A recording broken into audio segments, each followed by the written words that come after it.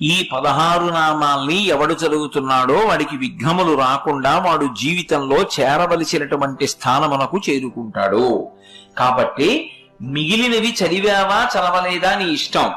ఇది మాత్రం నీ కొరకు మాత్రమే కాదు, నిన్ను నమ్ముకున్న నీ కుటుంబం కోసం నువ్వు చదవాలి. నీకు చదవకడం చేత కాకపోతే కనీసం ప్రతిరోజు ఇది చదవడం వచ్చిన వాళ్ళ దగ్గరికి వెళ్ళి చదవమని నువ్వు వినాలి.